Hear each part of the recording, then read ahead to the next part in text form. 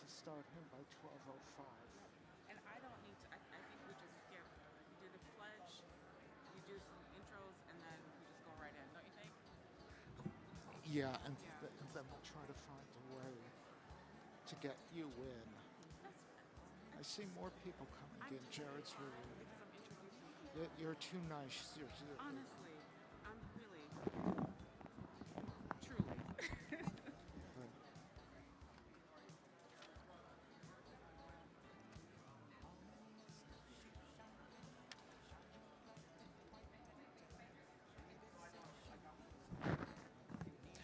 Everyone in back should feel free to fill up the rows up front. There's no difference between the two sections.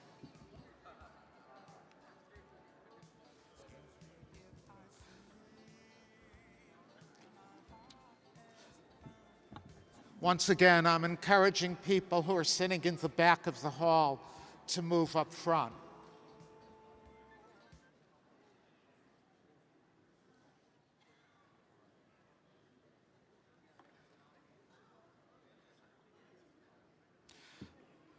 And for your information, the barriers are left over from another meeting. There's no distinction.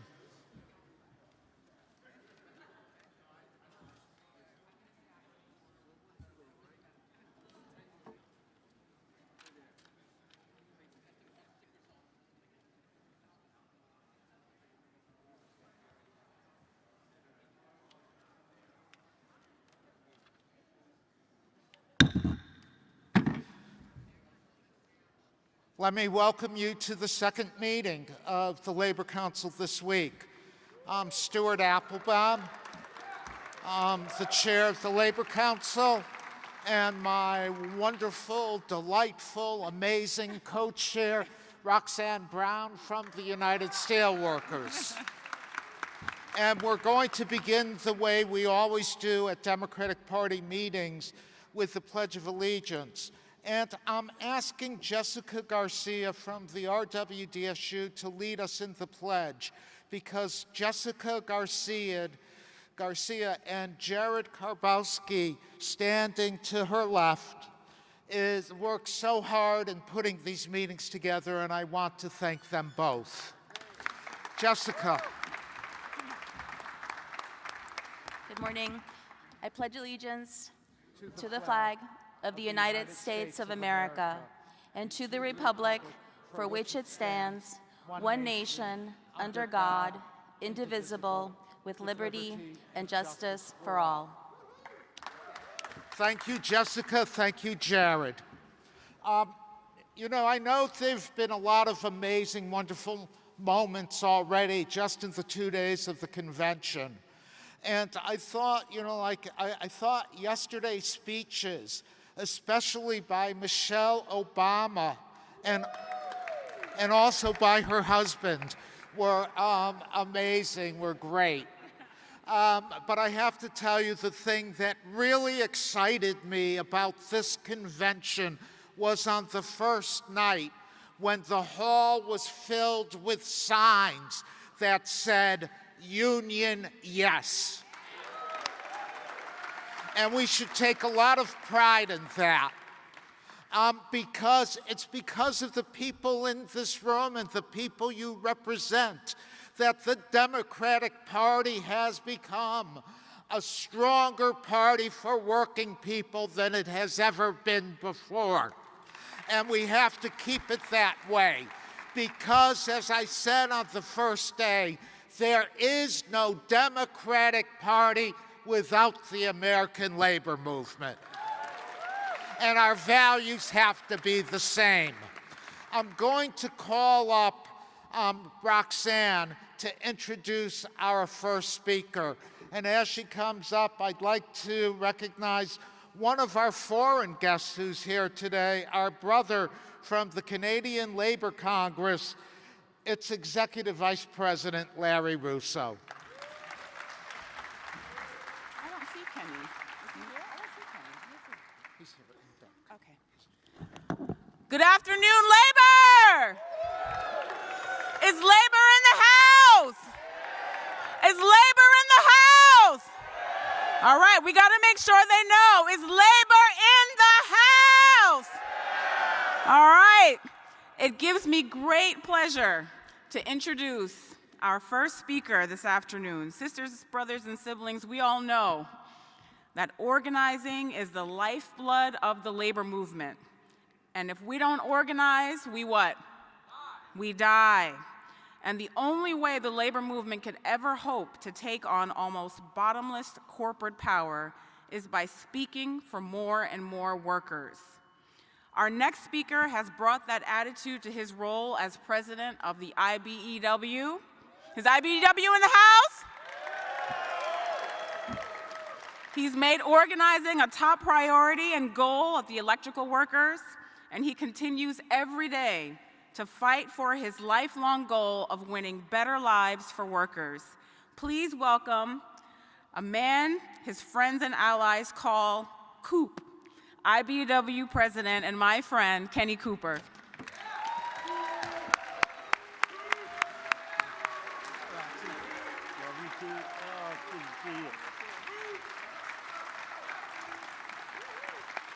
Thank you, Roxy. Thank you so much. How y'all doing today? I said the crowd might be light because of the parties late last night, but they were good things, you know. I'm really glad we had the opportunity to hear the Obamas last night and their great speeches that they had. As Roxy said, I'm Kenny Cooper, representing the men and women of the International Brotherhood of Electrical Workers. You know, this morning, I kind of want to take a walk back in time a little bit for a reason. I want to take you back to 2016 through 2020, during the time that Trump was in office. Not because I want to, but I think I have to. The biggest battle in my entire career as a union leader, I chaired the multi-employer Pension Plan Reform Committee for the AFL-CIO. Trump and his Congress offered $3 million, but they wanted the unions to come up with $4 million to help the pensioners that was having problems, to help the PBGC fund what they was supposed to fund all along. There was people in the AFL-CIO and the building trades that thought we shouldn't pass up on the offer. But we quickly remind them that Congress did corporate bailouts, and that the 2.5 million people that had a chance of losing their pensions, people that went to work every day, played by the rules, deferred their own wage so they could retire with dignity and respect. They had done nothing, absolutely nothing wrong. Congress was offering their own money back to them, the pensioners, money that they had already paid in taxes and wanted us to raise even more. We reminded them over and over again that Congress and that president was able to find $142 billion to bail out Bank of America, $280 billion to bail out Citigroup, $25 billion to bail out the automobile industry, $180 billion to bail out AIG, $400 billion to bail out Freddie Mac, $30 billion to bail out Bears and Stearns, $18 billion to bail out the airline industry, $300 billion to bail out the savings and loans. They were able to bail out corporate America, but they couldn't find $7 billion to help union families. In other words, they wanted us to pay more for our benefits while getting less when we retire. So when we heard that, I had the same reaction as most of you in this room. Not no, but hell no. This was our money. These were our plans. And we weren't about to let anyone take them away from us. But you fast forward to the Biden-Harris administration. Kamala Harris cast the deciding vote for the Butch-Lewis Act, giving us $89 billion into the PBGC. And the PBGC just announced that they will be solvent for 4 decades now because of what has happened. 4 decades. There's a lot on the line this year in this election. The IBW, like most of all of you, is tracking Project 2025 and other plans to strip workers from their rights. By backtracking the many gains that we've gained with labor movement under the Biden and Harris administration. They don't want us to go back just a few steps, by the way. They would rather erase us and silence all workers. They want the rules rigged for corporate America. But everyone in this room knows better. We don't have to go back, and we won't go back. Unions are vital and more popular now than ever, thanks to the administration.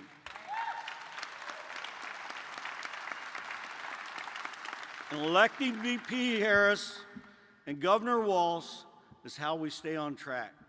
It's how we keep going for every working family out there that deserves a good wage, a good benefit, and retirement to look forward to. Thank each and every one of you. We have a long road ahead of us, but I'm confident with the work that we put in, we will and we can make a difference, and we will elect Kamala Harris as the next president of the United States of America. Thank you. That was really well done. Thank you, Dr. It's always good to see you. Oh, it's always good to see you. Likewise. Well done.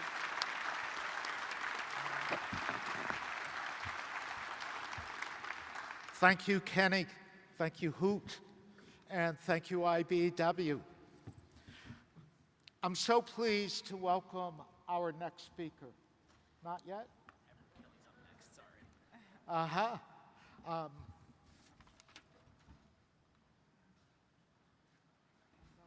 We're getting organized. Were you introducing Everett Kelly? Yes, I can. Okay.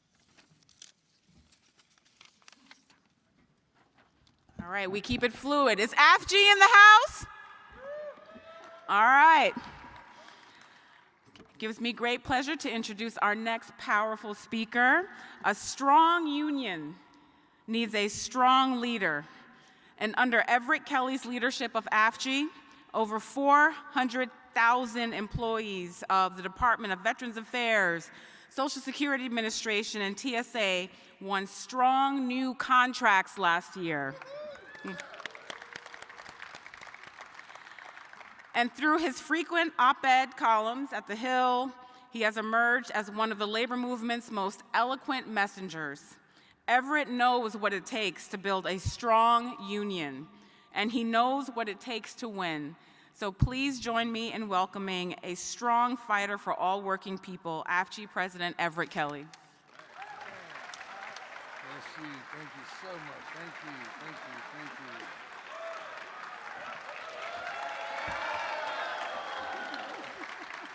Wow. Good afternoon, labor. Brothers, sisters, siblings, it is good to be here. And I want to begin by thanking all of you for being here, for taking time from your families and, being here at this, just taking advantage of this opportunity to do what's right. How about that? That's what this is all about. It's just about doing what's right. Isn't that right? Thank you for your commitment and your democracy and our shared experiment in self-government. My name is Everett Kelly, and I am proud to be newly reelected to a 3rd term as National President of the American Federation of Government Employees, representing over 750,000 federal and D.C. government workers. And the folk we represent are at AFGE and federal and D.C. government workers. We represent them, and we're proud to represent them. Now, Donald Trump and his cronies like to call our members the deep state. But the truth is that the workers we represent are regular Americans just like you and I. They are nurses serving our Veterans Administration, serving veterans across the country, across our nation. They are correctional officers, keeping our communities safe from violent criminals. They are food inspectors, making sure our meat is safe to eat. They are folk like from the FEMA who runs toward disaster when everyone else is running away. They run to help suffering Americans. They are asylum officers, helping refugees, seeking shelter and the promise of a better life. They are the people making sure our most valuable citizens get their Social Security check and get them on time. And over a quarter of them are veterans of our armed forces. And they're wearing their second uniform in service to this country. AFG members are patriots. Their commitment to service is the best of America. It's what makes this country great. Each one of them swears an oath to our Constitution, not to any one political party, not to any one man. They serve you, the American people. But Donald Trump, J.D. Vance, and folk behind Project 2025, they want to change that. They want to strip away our members' rights, bust our unions, and stack the government with political flunkies that's loyal to the law or the Constitution, but they're not loyal to the law or Constitution, but they are loyal to Donald Trump. Well, they tried that in his first term, and it didn't work. And the reason it didn't work is because AFGE stood in its way. Why? Because they ran into stiff resistance from our union and the rest of the labor movement, because we came together and we formed a concept what we call the power of we. And when we get together and we're doing things in sync, there's nothing that we cannot achieve. We partnered with concerned Americans all over the country to fight back. And in the first day of the administration, it was President Biden and Vice President Kamala Harris that reversed these corrupt policies, and I'm glad about that. Vice President Harris even led a task force that helped expand union rights for federal workers. Vice President Harris has walked with us, stood for us, and fought for us. And we're here to stand with her, and together, through that power of we can get this done. What do you think, labor? Can we get this done? I believe it. I believe it because I've seen it. I've seen the amazing thing that we've gotten accomplished working together with the Biden-Harris administration the past 4 years. And I know that if we come together in these weeks between now and November, there is nothing that we cannot accomplish. What do you say about that?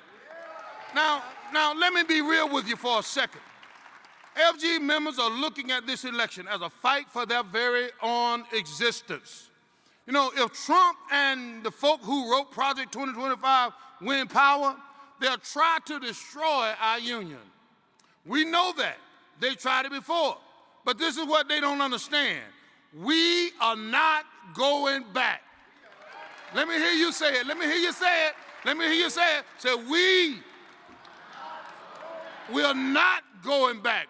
But we are not here to surrender. That's not in our DNA, right? We are who? We are labor, and it's not in our DNA to surrender. We are here to fight, we're here to rise, and we are here to what? We're here to win. And I'm calling on you, brothers and sisters, through the power of we to get with us. If we believe in freedom, let's stand together. If we believe in democracy, let's stand together. If we believe in justice, let's do what? Let's stand together. If we believe in progress, what we gonna do?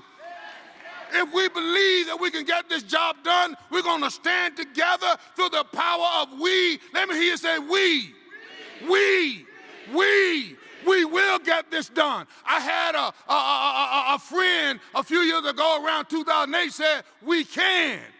Yes, we can. And I developed that into a concept, and now I say it's the power of we. Say we. We will. We will. We will elect Kamala Harris. We'll make sure she's the first black female president of these United States of America. What do you say? What do you say? Can we do this? Will we do this through the power of what? We. I love you. Thank you. Thank you. Thank you. Thank you.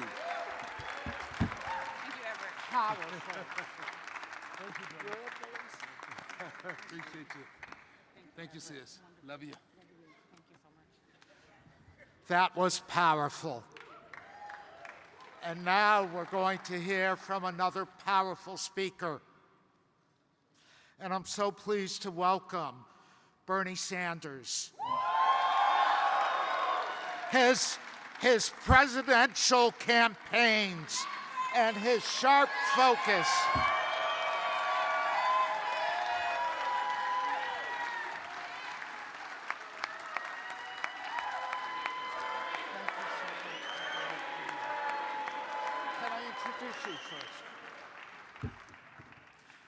Bernie's presidential campaigns and his sharp focus on income inequality redefined how we talk about the economic issues that impact workers most.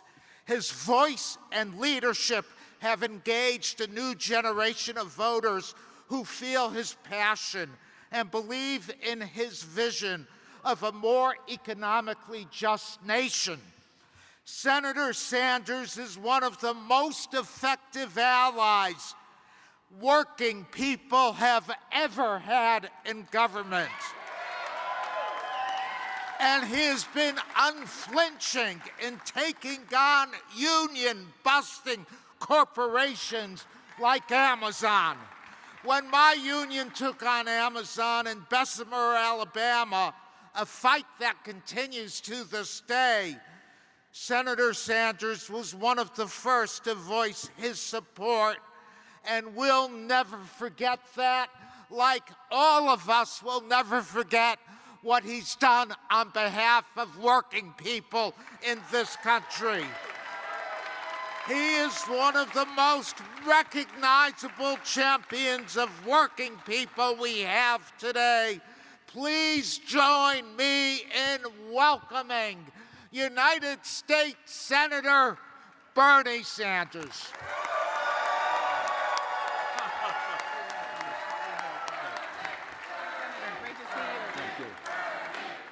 Thank you.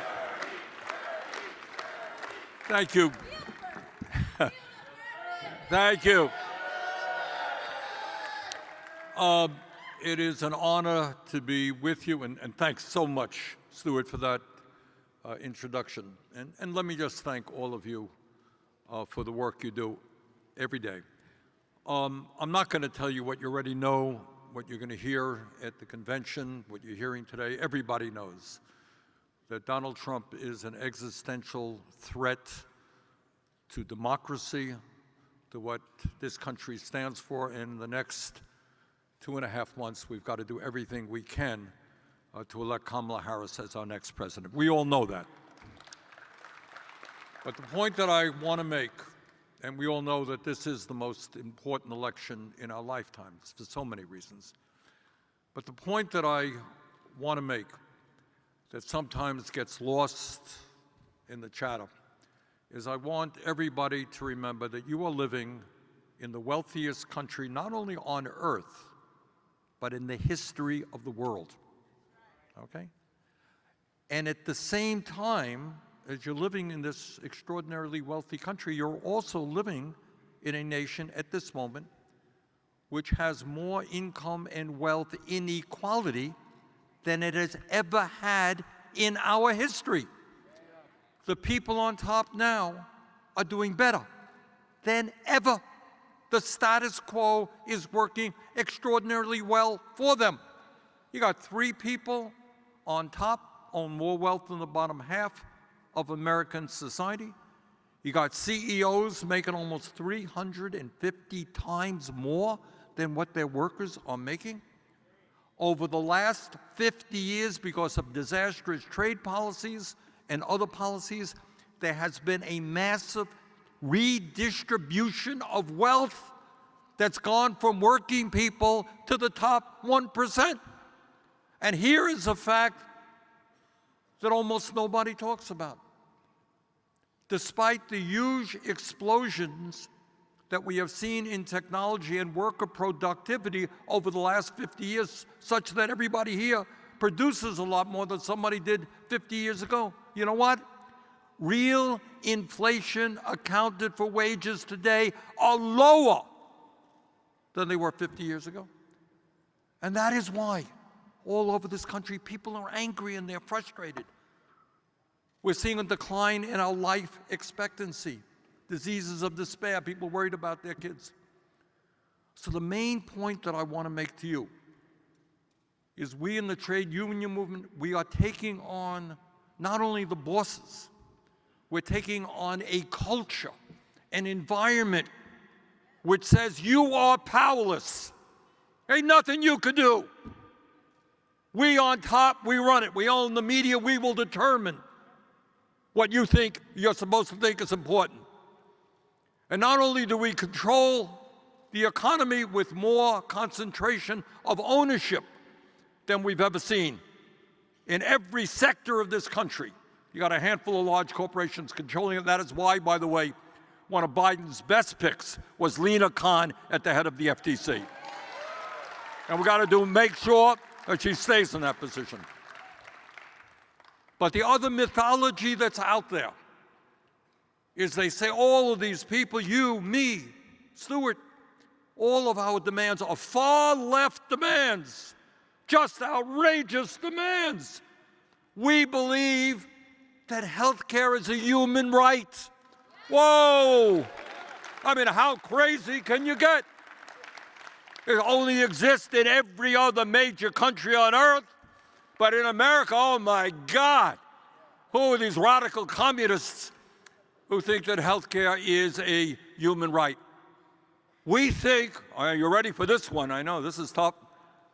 We should raise the minimum wage above $7.25 an hour. I mean, how crazy can you get? Maybe we think that we should punish CEOs who make it difficult for workers to exercise their constitutional right and form a union. Oh my God! Growing the union movement, wow, terrible, far left stuff. And in a competitive global economy, when we want to be competing successfully as a nation, we kind of believe that from childcare to graduate school, all of our kids, regardless of their income, should be able to get the education they need, not leave school in debt. And you want to hear another radical extremist idea? Then maybe we should take action to make sure that the planet that our kids and grandchildren inherit is livable.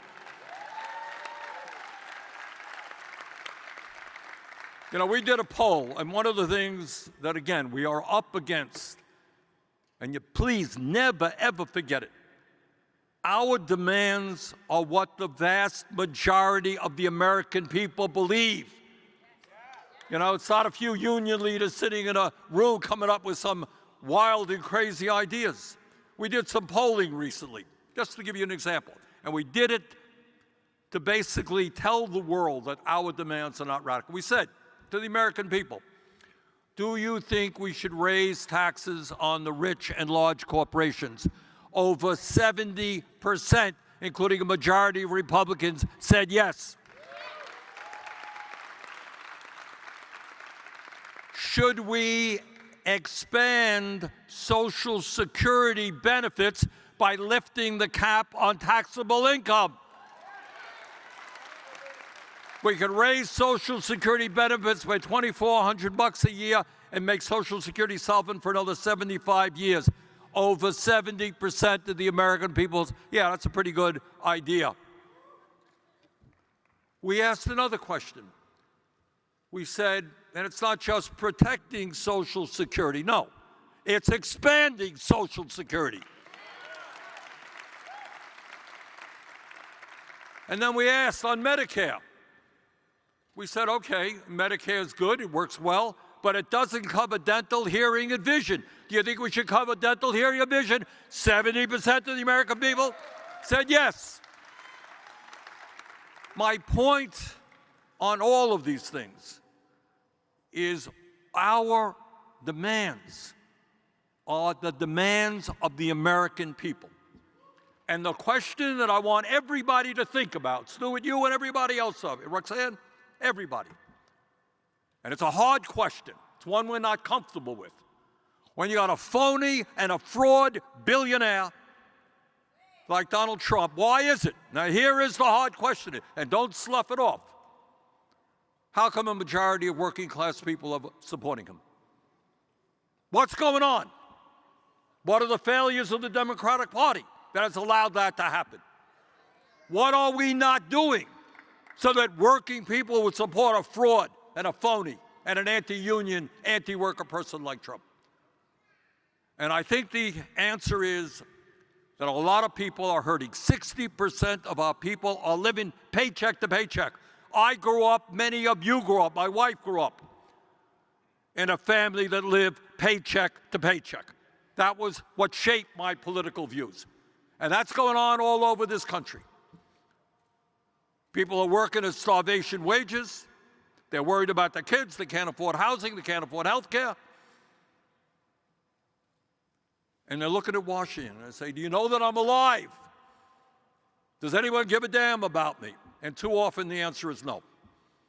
So we got a simple, not simple, it's hard, but it's important. We have got to beat Trump. We have got to elect Kamala Harris and Ted Walz. But the day after, what we have got to do is mobilize, increase membership in the trade union movement, bring the unions together, because the union demands are America's workers' demands. We got to do all of that stuff and put pressure on Washington to create the kind of government that actually responds to the needs of working people, the majority, and not just the damn CEOs and all of their campaign contributions. Now tonight, some of you will be at the convention, and I want you to look up at some of the big boxes up there and know that those boxes cost hundreds and hundreds of thousands of dollars, or millions of dollars, I don't know what they get, paid for by the largest corporations in America. They're investing in the Democratic Party and the Republican Party. They don't care who wins, all right? And they represent the 1%. So our job is to mobilize our people, because we represent the 99%.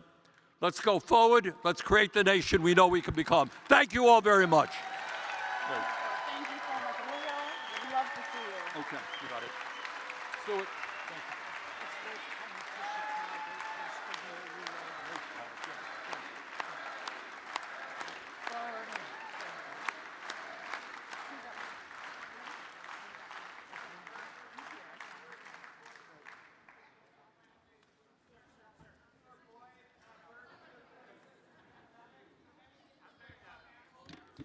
Is AFSCME in the House? Because the next speaker is also from AFSCME. And we know that when workers stand together, we have a powerful voice that can't be ignored. And nobody understands that more than our next speaker. As the president of the 1.6 million member AFSCME, Lee Saunders, has helped countless working families create better lives. And he's built AFSCME into one of the most politically active unions in the movement. During the entire Trump administration, he and his union never tired in fighting back against Trump's anti-worker attacks and policies. And like the rest of us, he knows that we are not going back. We are never going back. Please welcome our friend, our ally, the president of AFSCME, Lee Saunders. Thank you. Thank you. All right.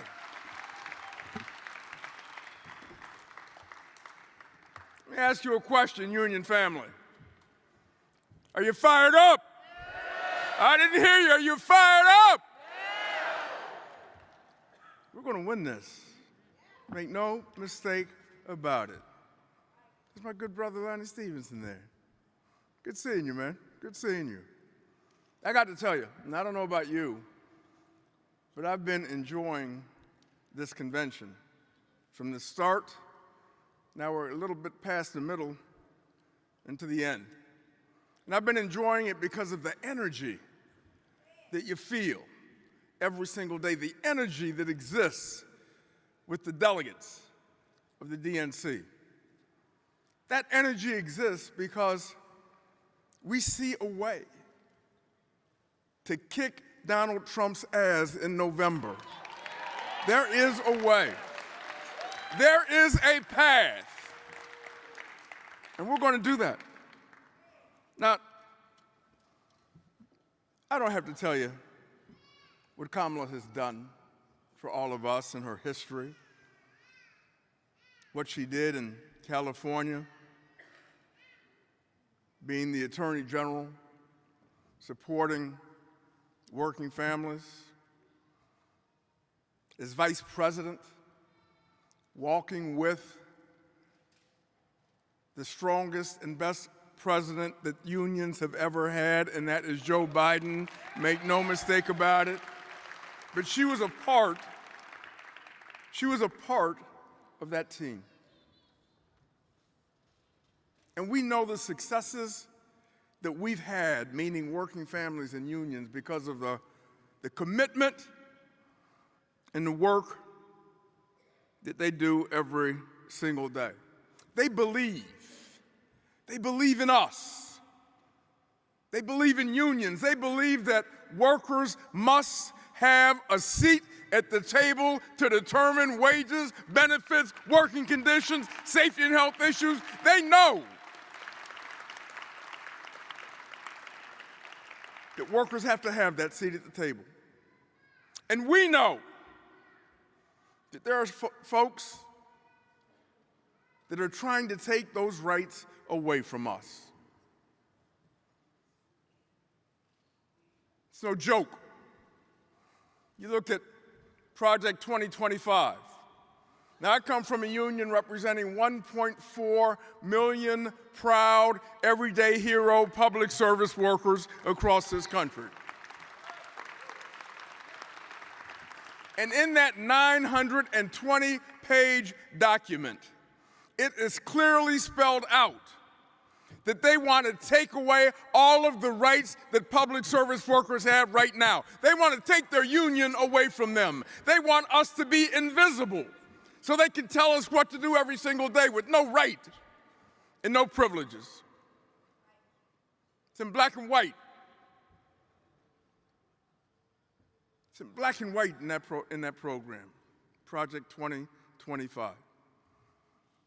They want to take away the advances that we've made in health care and lowering prescription drug costs. They want to do away with the Head Start program where so many families rely upon helping their kids. And we represent Head Start employees, so we would lose those members as well. Let me tell you something. We represent private and public sector unions all in this audience. There is something bad and terrible in every piece of Project 2025 that will impact on all of us and impact on our unions and impact on working families. And I've got to tell you, we're making a stand. And we're saying, hell no, it's not going to happen. And we're going to elect Kamala Harris and Tim Walz to be president and vice president. We're going to do that, right? We're going to do that together, right?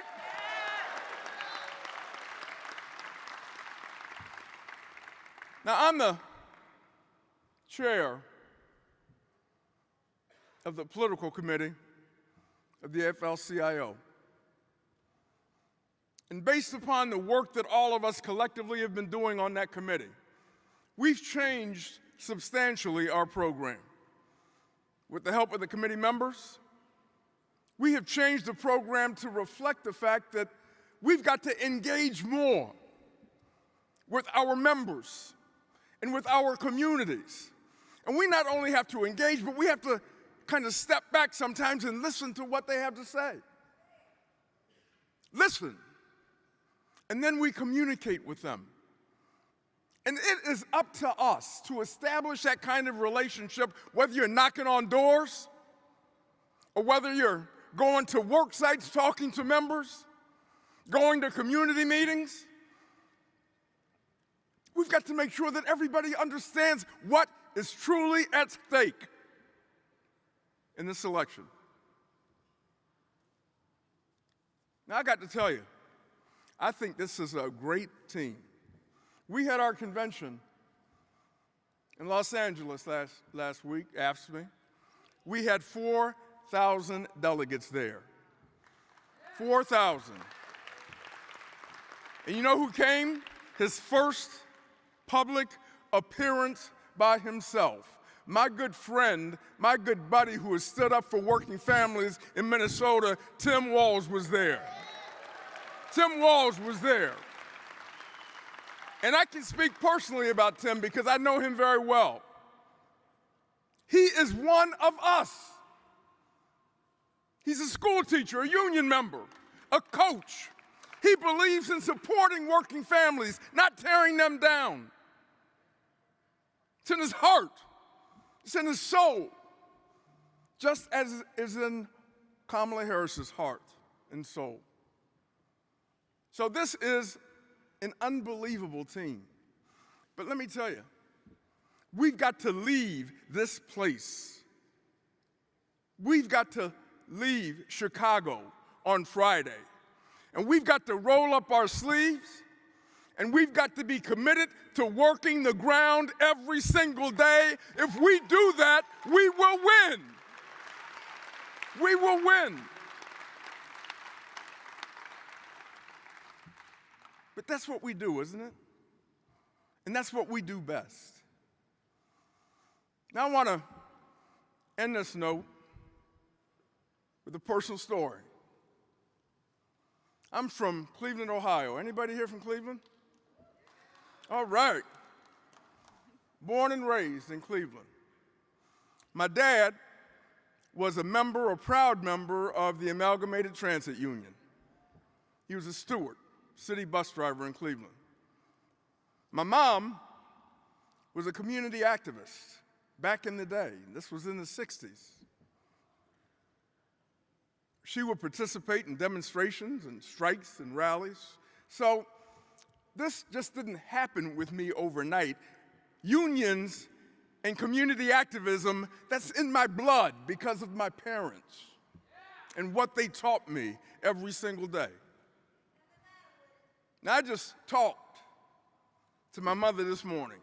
She now lives right outside of Washington, D.C., not too far from me. She was involved in the civil rights movement. She was involved in making education a quality education for students of color in Cleveland, Ohio. Mom is 98 years old now.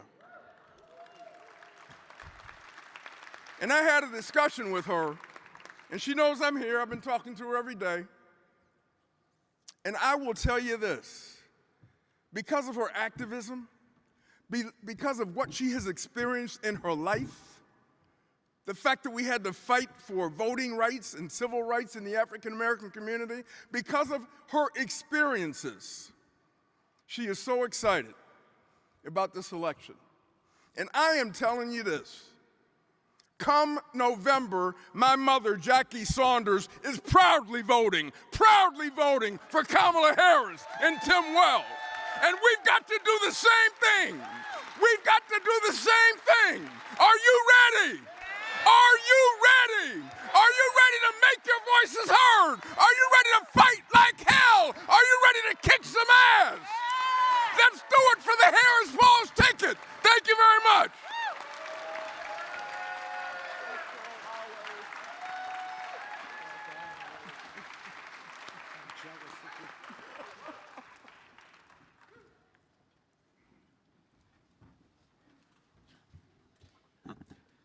We have many friends in this room who have supported us through the years, who have worked with us.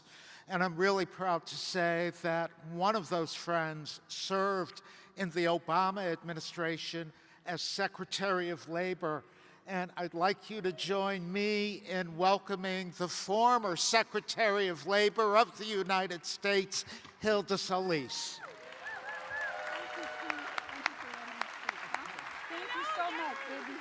Woo! Hey, is labor in the house? I can't hear you. Where's California labor? Come on. We're going to deliver for our next president, right? And our president, Kamala Harris, brought to you by California. Don't forget that. Hilda Solis, brought to you by California. Your acting Secretary of Labor, Julie Su, from California. We must be doing something right. And why? Because we care about labor. The daughter of immigrants, my father was a shop steward with the Teamsters. Mother was United Rubber Worker until they consolidated and went with the steel, United Steel Workers. We come from a labor household. And let me tell you, last night was so inspiring to hear Michelle and Barack Obama really talk about uplifting all of us, workers, families, seniors, Affordable Care Act, and expanding on bringing everybody in, the diversity of our country, especially in the workforce. Let me tell you, we can make change happen. And I'm so happy that Biden and Harris did so much for us on infrastructure. I can't tell you how many construction jobs were created in my state and in my county of Los Angeles on the rail industry. Talk about even digital divide in communities that didn't have Wi-Fi, and kids had to go to McDonald's during COVID just to get Wi-Fi because they couldn't do their studies. Those things are changing. And now we need to do it 2.5 and make sure that this new administration that's coming in has all the tools ready to go, that we continue to support the Congress, the Senate, make sure we keep that, and then we have all the levers, and then we lift everybody up, leave nobody behind. We cannot afford to go backwards. We got to go forward. We got to make sure that labor, all of labor, because I know my own folks where I live, sometimes they're thinking, well, wait a minute, things aren't going the way I think they are. You need to educate them.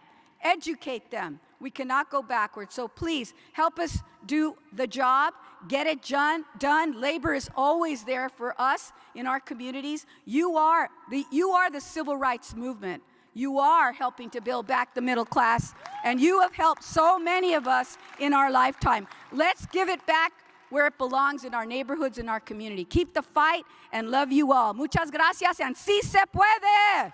Woo! All right, Stuart. Good to see you, my dear. Over there. You too. Thank you.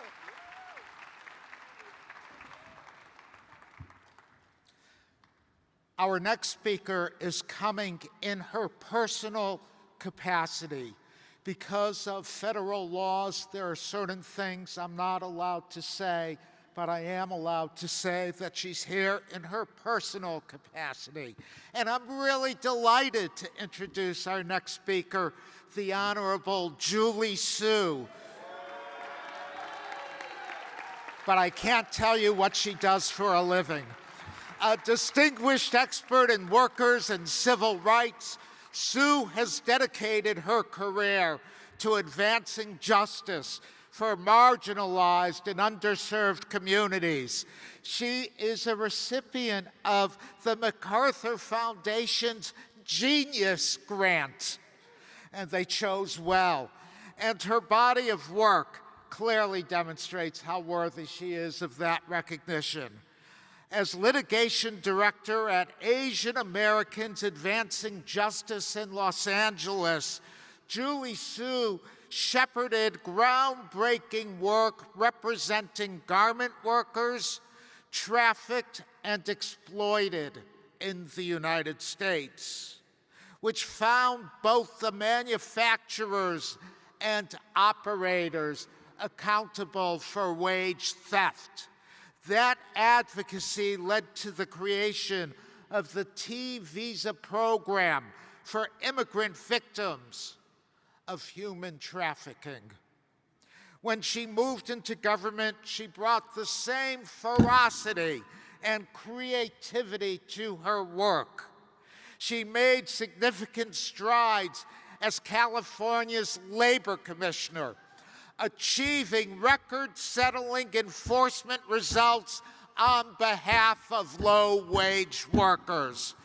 Her achievements, she is truly inspiring. And we're so thrilled to be able to welcome to this meeting of the Labor Council today here in Chicago, Julie Su.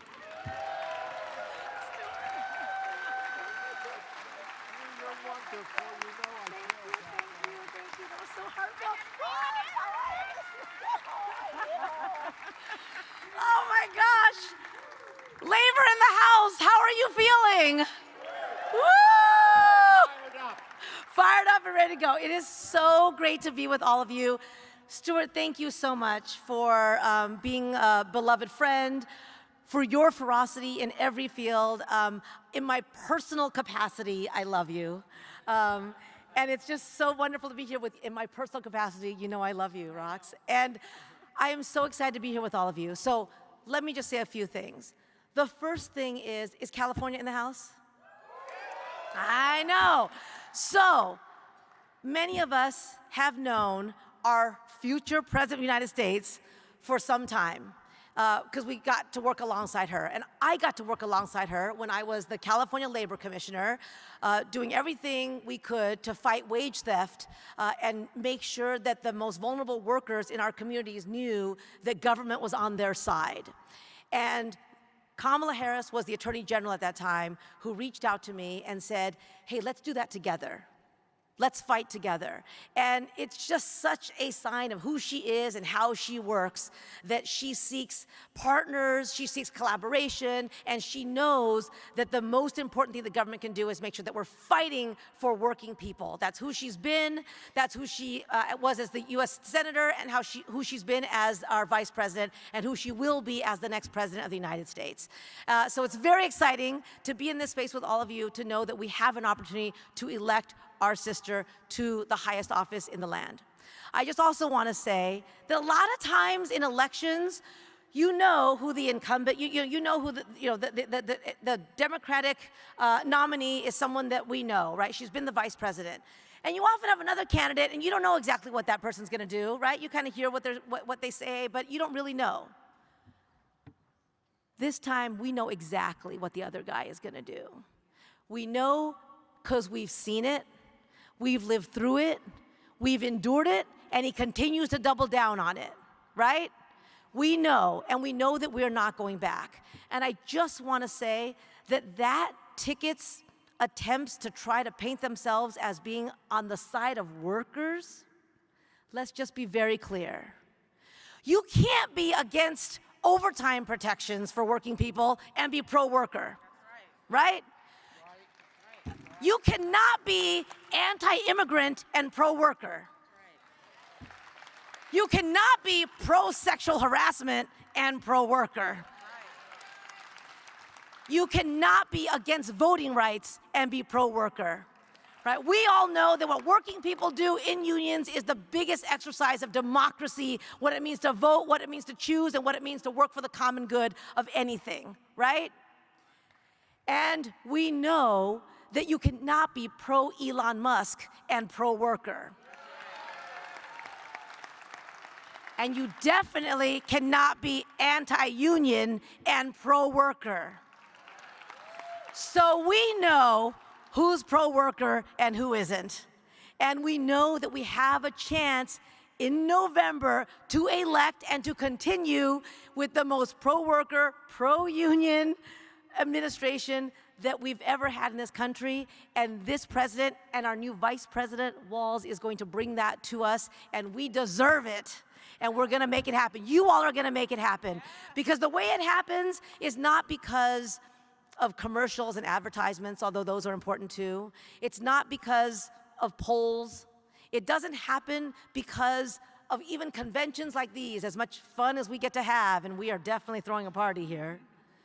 It happens because people that other people trust come and talk to them and say, this is why this election matters, this is why you need to vote, and let me make a plan for you to vote.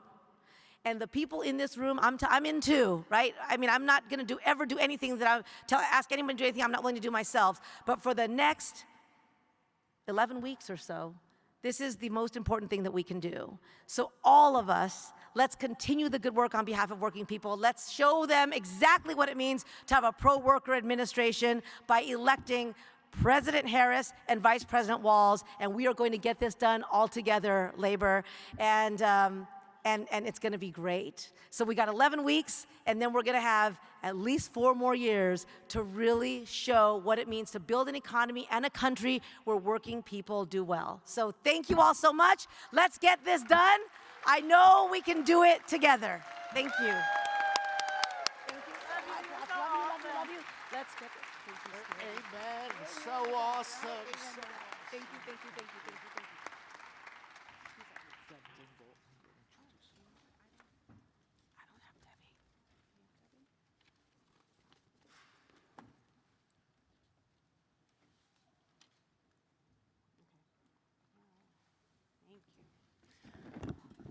All right, is Michigan in the house? Woo! All right, our next speaker really needs no introduction to any of us in this room, and I don't even have to look at this paper to introduce her, because she has stood with us in so many fights over the years, whether it's organizing or fair trade or health care. She has been in it with every single one of us. Please welcome Congresswoman Debbie Dingle.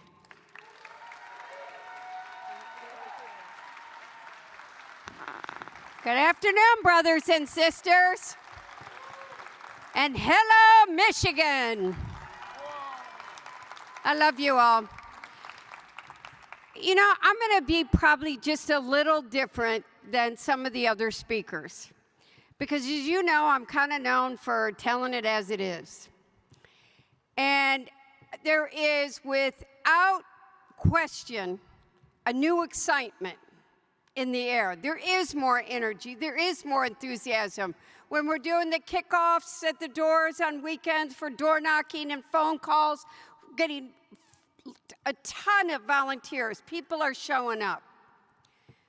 But my brothers and sisters, I'm also in the union halls. I'm talking to your co-workers, and we got a problem.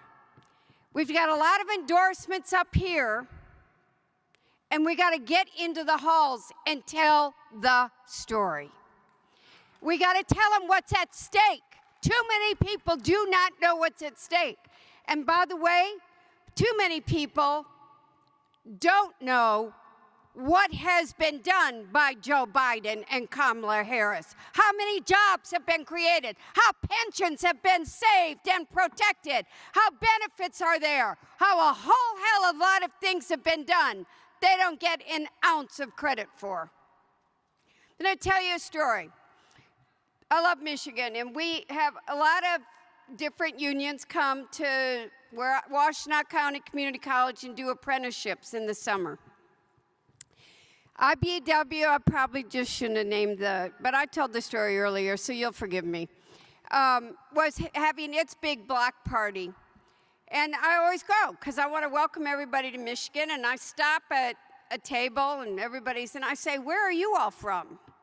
They go, Wisconsin, and I go, we gotta win Wisconsin. Are we gonna win Wisconsin, by the way? And then I go to, there's about 8, 10 guys sitting there drinking their beer, and I say, hi, I'm Debbie from, I represent this area. Where are you all from? They said, Arizona. And I said, we gotta win Arizona. And they said, who has to win Arizona? And they were not on my page. And I had one of the most intense conversations I've ever had in my life. I was also later that night with the bricklayers and the painters and the building trades, and I said those workers were redder than any brick the bricklayers had ever laid. But I stayed and I talked to him, although I will say some people tell me there's some people's minds that you can't change. But you know, when I go in my UAW halls. UAW's in the house, I've seen them. God bless you. Donald Trump likes to pit people against each other. I'm going to tell the truth here. You know, and he in 2016, I warned people that Donald Trump could win, and nobody believed me. Everybody rolled their eyes. There's Debbie Downer. But I was in those halls.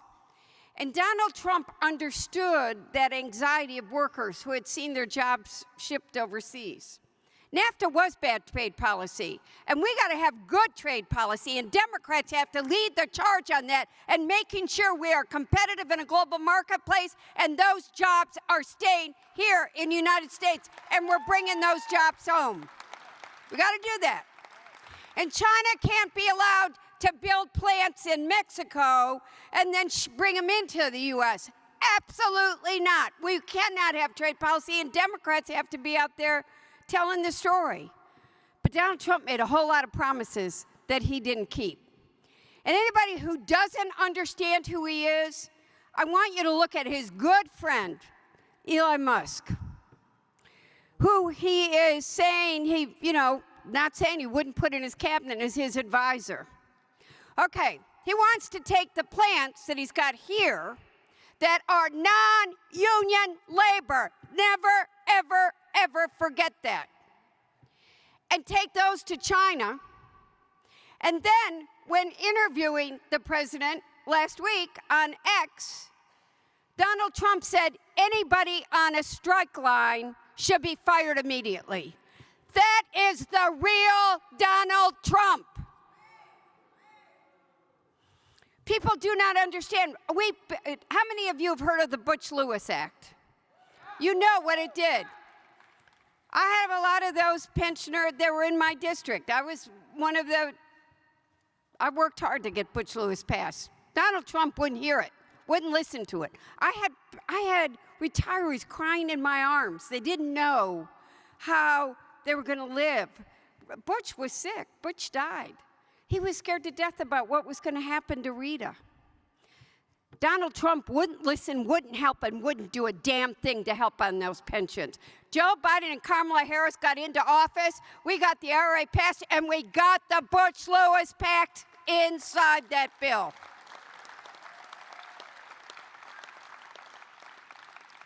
I'm begging you, my brothers and sisters, go home.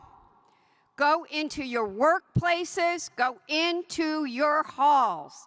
Talk to your brothers and sisters. Tell them what the real truth is. We'll make sure you got all the facts, but you really have to help educate.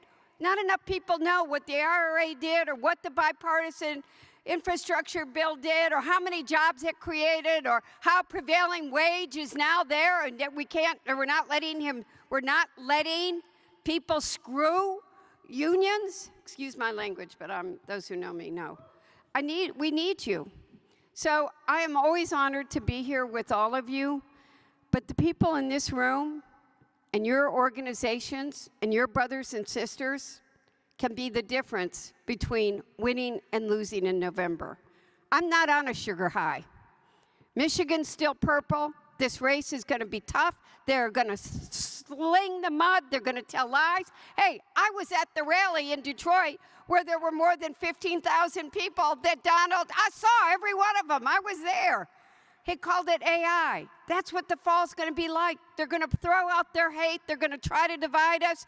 Don't let them divide us. Unions must be united. We all must be united. United we stand, divided we fall. Let's go out and fight for a future of a healthy unions and working men and women being paid a decent wage, being paid benefits, working in a safe workplace, and their jobs staying here and bringing them home.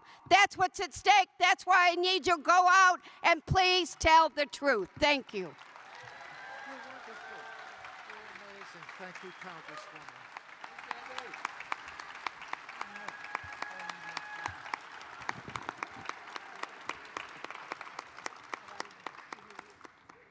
Are you ready to hear from an amazing individual, an amazing speaker? because we are about to. My friend Jamie Harrison has the incredibly challenging and often thankless role of being the chair of the DNC, a job that even cat herders look at with pity. But Jamie's up to the task as he leads efforts to build and advance the Democratic Party's strategy and electoral success.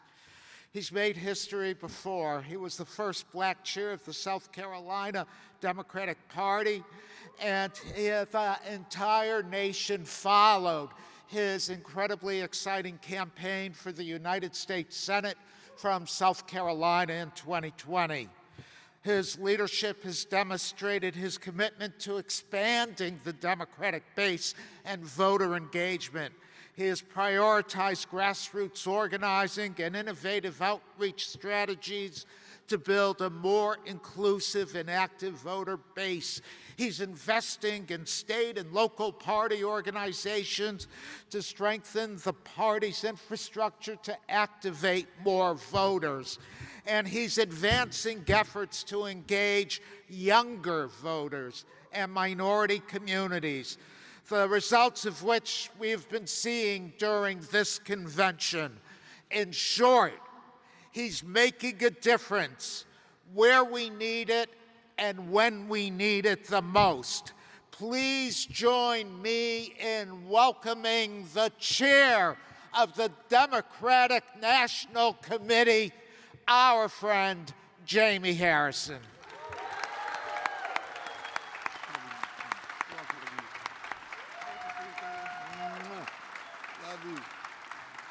What's going on, Democrats?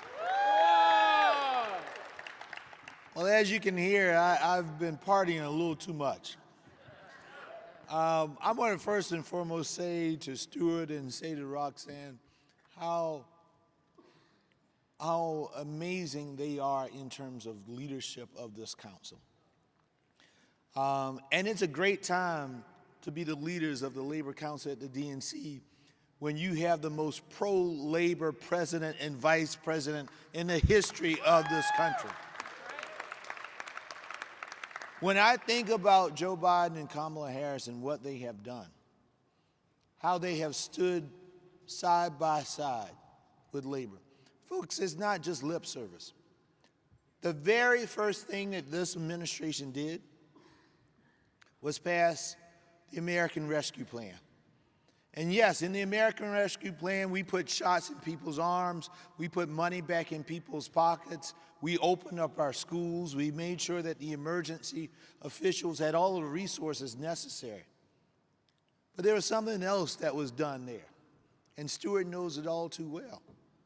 The pensions of a number of union workers were on the bubble. And the question is, will they be saved? And this president and his vice president said, yes, we can. And yes, we will. And they saved the pensions of union members. This Biden-Harris administration has built the most pro-union environment, and that environment has spurred a new wave in unionizations, and it's bolstered existing union rights. You know, I grew up in South Carolina. My grandparents raised me. And the one thing that they often told me is not what you say is but what you do. It's not what you say but what you do. You don't have to take my words in terms of whether or not Joe Biden and Kamala Harris have stood side by side with unions. Take a look at the actions they've done over the last 3.5 years. What president, what vice president have done more in order to grow unions in this country than Joe Biden and Kamala Harris? Every single time they get up and they talk about the creation of jobs, they don't just talk about jobs, they say good paying union jobs. They're never going to forget you because they always talk about you. You are always front and center when they think about it. When the UAW went, this was the first president ever in the history of this country to go on strike with the union members. Get on the picket lines. And then what did Donald Trump do? You know, I think Sean Fain said it so well the other night. He was so good. Donald Trump's a scab. Worse than a scab. This is a man who talks out of all sides of his mouth, and the one thing we do know is he doesn't support union workers. He doesn't support unions because he's told you what he will do if you went out on strike. He said you're going to lose your job. He's going to fire you. Well, we've already fired him one damn time. And we ain't letting his ass back in again. When we learn that mistake once, we won't make that mistake twice. But Joe Biden and Kamala Harris have done so much, and I'm looking for the next phase of what this happens. The administration of Kamala Harris and Tim Walz, because both of them understand Kamala Harris, who is our MVP, and Tim Walz, who is our coach. And we all know on a good team, and we are Team Hope and Joy, and Team Hope and Joy, unions are paramount. Unions are part of the heartbeat and the soul of that team. But on any good team that wins a championship, you got to have some role players. And guess who the role players are? You all, the brothers and sisters in the union.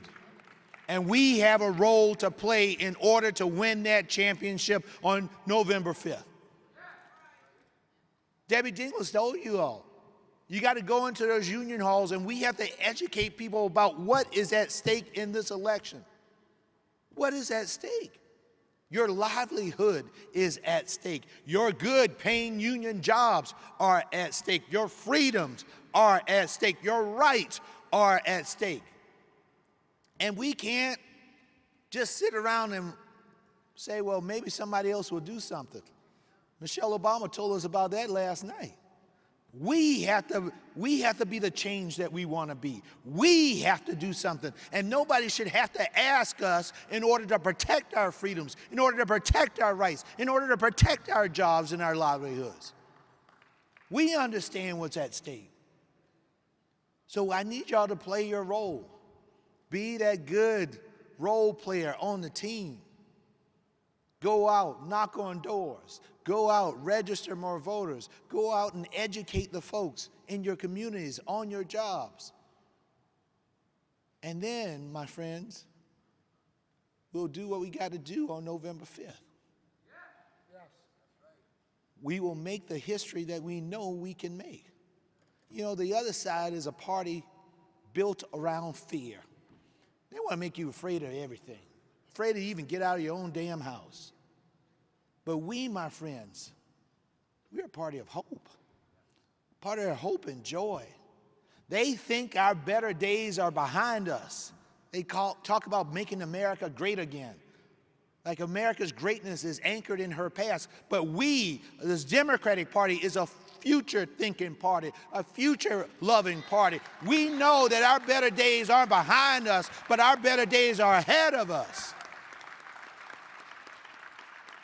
And I've been painting this picture, Stuart, for every single caucus and council that I've talked to over the course of the last few days as we've celebrated together our family reunion here. Being a future-thinking party, and I'm going to close on this. I want to give you a little glimpse of the future. January 20, 2025, in Washington, D.C., on a cold and brisk day, on the steps of the United States Capitol. Capitol built not by union labor, but slave labor. Slave hands. Standing on those steps will be a black woman draped in black. Goes by the name of Justice. Justice Ketanji Brown Jackson.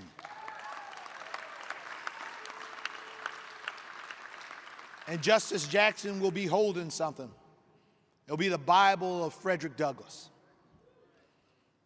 And this woman will step out, boldly step out. She might be wearing white, but she may be wearing a tan suit too. And she will step up to that stage and she will put her hand on that Bible. This woman, a woman of black and Asian descent. And she will lift up her hand and she will take that oath of office to protect and defend the Constitution of these United States. And folks, that history of redemption, that history of fighting for all of us, understanding that the American dream isn't just for a select few, but the American dream should be for everybody, regardless of your race, regardless of your religion, regardless of your background, who you love, how you love, who you pray to.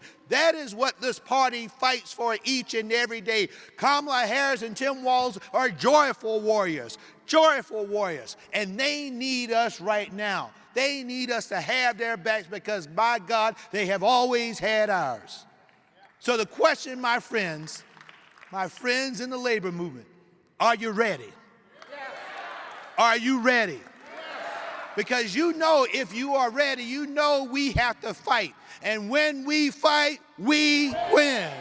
Thank you all so much for what you do each and every day. Let's make history. Let's win this thing.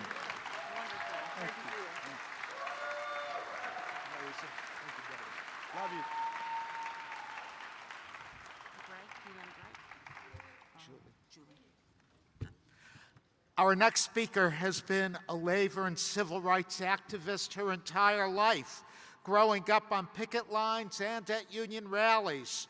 Through her work with the Obama and Biden administration, she helped expand outreach to Latino, LGBTQ+, veteran, Asian American, and Pacific Islander and Muslim communities. She brings her experience in political and labor activism with her into her role as the campaign manager for Kamala Harris, Tim Walz's 2024 campaign. And I have to tell you, she does this in the spirit of her mother, who was a labor activist, Helen Fabela Chavez, and her grandfather, Cesar Chavez. And we're so proud to have her with us today. Please welcome our sister, Julie Chavez Rodriguez.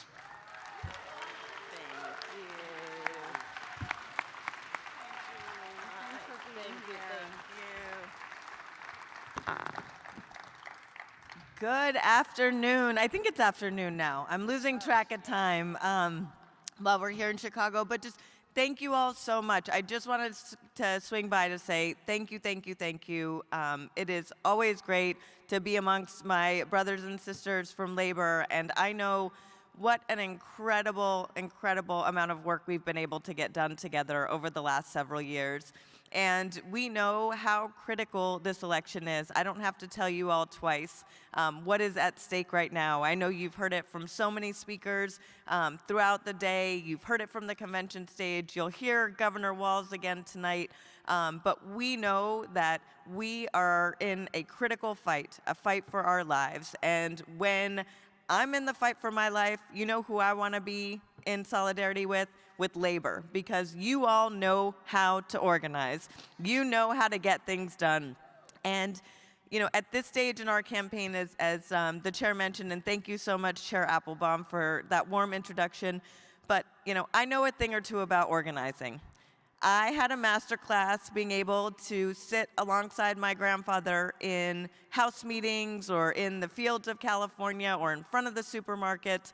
I know what it takes to be able to reach people, to reach workers, to reach the voters that we need to reach in this election. And that's exactly what we've been building for. You know, since day one of our campaign, you know, we have been building an organization with real grassroots power and energy in all of our battleground states. We have over 277 campaign offices open in states in, you know, Wisconsin, Michigan, Pennsylvania, Nevada, Arizona, Georgia, North Carolina, and of course Nebraska too. because we know that we have multiple pathways to reach 270, but we need to make sure that we're doing the hard work, we're knocking the doors, we're getting the volunteers out, we're making the phone calls, sending the text messages, because we know this election's going to be close. In 2020, we only won by 45,000 votes when it came down to the margin of victory in the battleground states that we needed to get to 270. Now you break that down. You all are organizers, you know. You break down those 45,000 votes by precinct, by block, by walk packet, by volunteer. We can do this. We know how to do this. We know how to mobilize. We know how to energize. We know how to organize. So that's what is making me so excited and hopeful in this moment. We're seeing these big rallies. I know it's getting under someone's skin. And we're going to continue to grow that energy, but those rallies alone are not going to get us the victory in November. It's turning those rallies into action, and that's where we know we have the incredible opportunity to be able to partner with labor. You all are some of the most trusted institutions in our country right now, and it warms my heart to see that Union Strong is continuing to grow, and that's really where we need you all. We need you to do your member-to-member campaigns, your labor walks, the incredible canvassing that you guys always generate. And if you're not in a battleground state, we'll have opportunities to do surge state programs and sister state programs so that no one will be denied the opportunity to get involved and to volunteer and to get engaged with our campaign.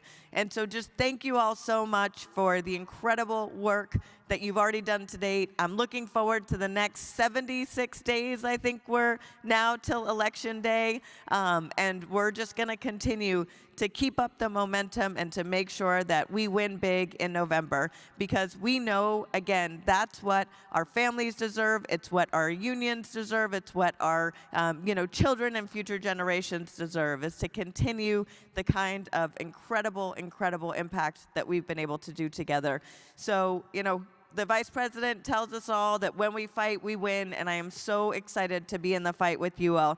So maybe we can end with a good, farm worker hand clap. So thank you all so much for your time.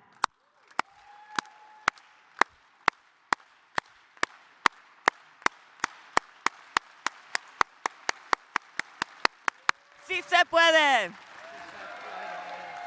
Wonderful.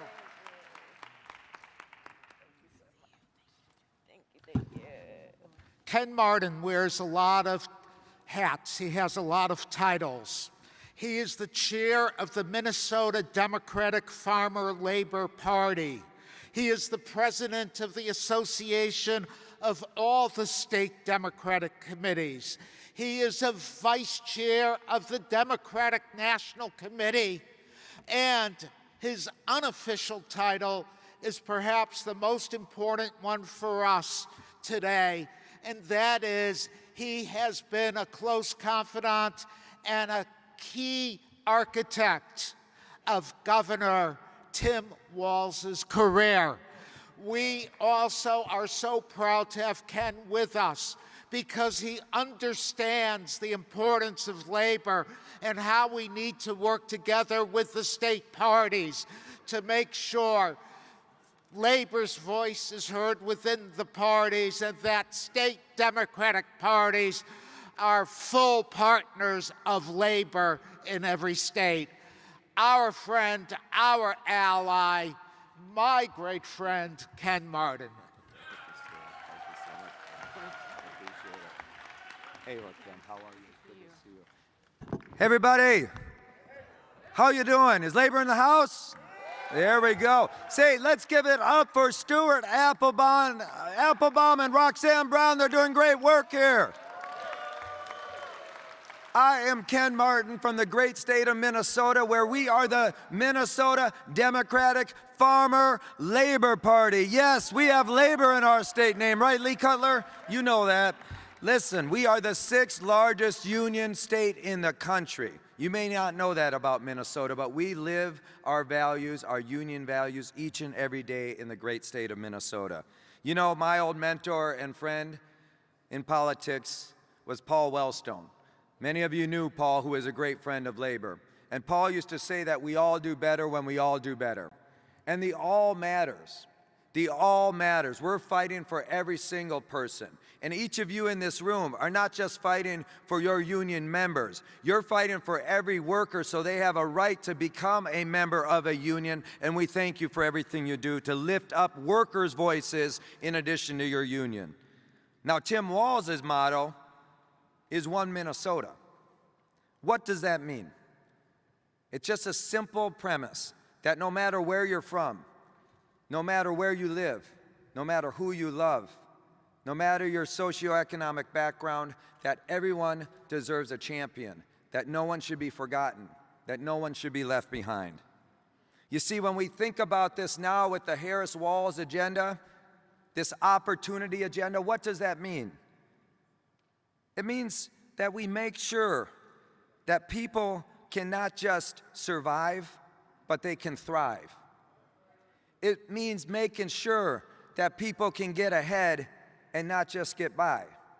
And all of you in this room know a little bit about that, because that's the work you're engaged in each and every day, making sure that workers know that they can retire with dignity, that they can be paid a living wage, that they can go to work and organize and collectively bargain together.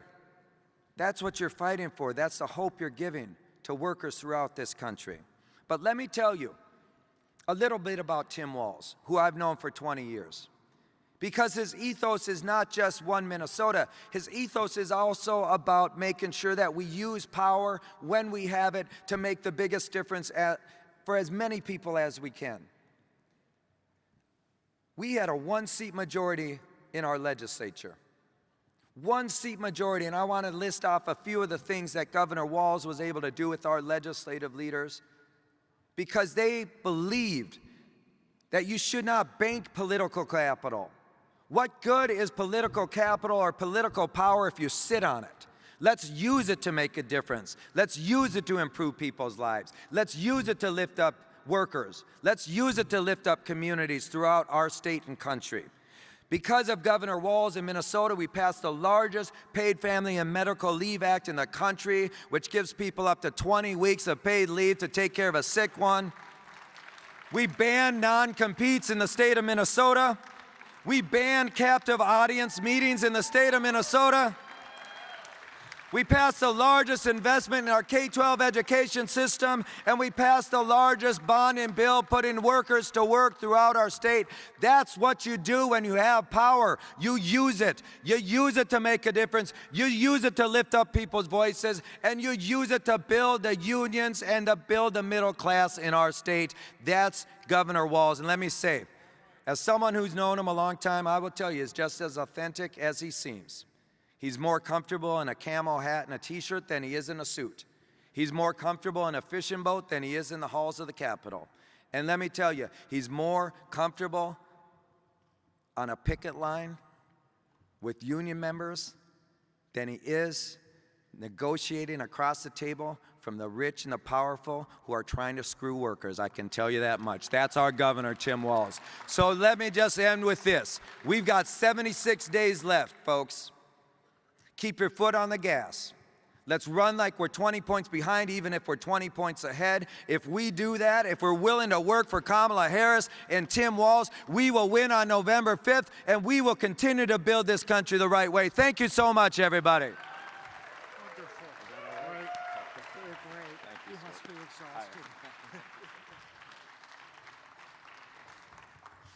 I'm going to suggest that everyone in the back of the room move up for our next speaker. I think you're going to want to, because Shawn Fain is incredible. Well, I don't need to say much. You saw him yourselves. You know he's not afraid to stand up to rich union-busting blowhards like Donald Trump and Elon Musk.